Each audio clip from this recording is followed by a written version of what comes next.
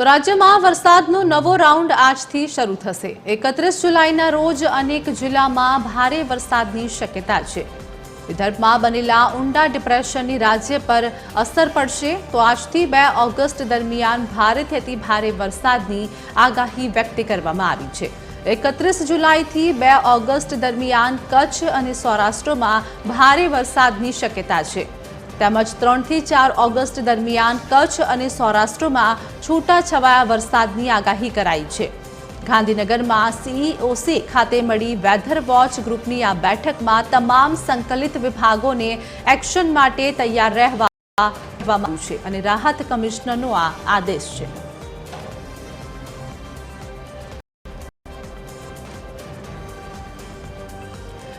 તો અમદાવાદમાં ભારે વરસાદ બાદ પ્રભાવિત જનજીવન થયું છે અને રાજ્ય સહિત અમદાવાદમાં પણ ભારે વરસાદની આગાહી કરવામાં આવી છે, જેમાં 3 ઓગસ્ટ સુધીમાં ભારે વરસાદ થઈ શકે છે।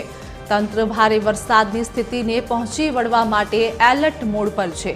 27 જુલાઈથી 3 ઓગસ્ટ સુધી મનપા કમિશનર વિદેશ જવાના હતા। મનપા કમિશનર બચ્ચાનિધિ પાનીએ સ્થિતિને જોતા વિદેશ પ્રવાસ પણ રદ કર્યો છે। પરિસ્થિતિને પહોંચી વળવા કમિશનર સહિત સ્થાનિક તંત્ર ખડે પગે છે।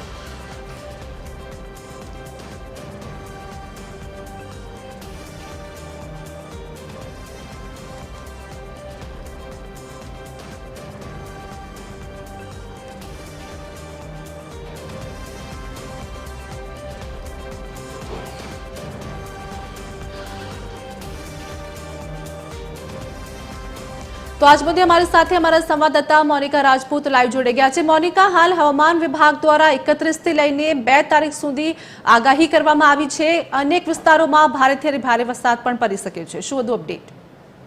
બિલકુલ જે પ્રમાણે વાત કરવામાં આવે તો રાજ્યમાં હવે આજથી વરસાદનો વધુ એક રાઉન્ડ જે છે વધી શકે છે તેવી આગાહી જે છે હવામાન વિભાગ દ્વારા કરવામાં આવી છે। જેમાં છોટાઉદેપુર અને નર્મદા જિલ્લામાં ભારે વરસાદ અને રેડ એલર્ટ પણ આપવામાં આવ્યું છે।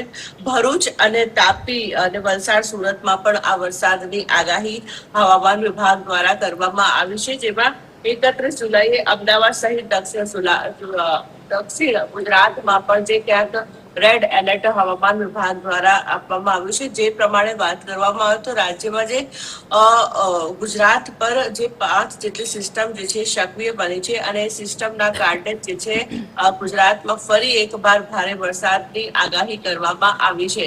જે પ્રમાણે સિસ્ટમની વાત કરવામાં આવે તો ડીપ ડિપ્રેશન, મોન્સૂન ટ્રફ અને સિયર ઝોન અને વેસ્ટર્ન ડિસ્ટર્બન્સ સક્રિય બની રહ્યું છે, જેના કારણે જ આગામી દિવસોમાં જે હવામાન વિભાગ દ્વારા ભારેથી અતિ ભારે વરસાદની આગાહી કરવામાં આવી છે। રાજ્યમાંની વરસાદની વાત કરવામાં આવે તો રાજ્યમાં સામાન્ય કરતા પણ 5% વધુ વરસાદ જે છે વરસી ચૂક્યો છે। જી આભાર મોનિકા, અમારી સાથે જોડાવા બદલ, માહિતી આપવા બદલ।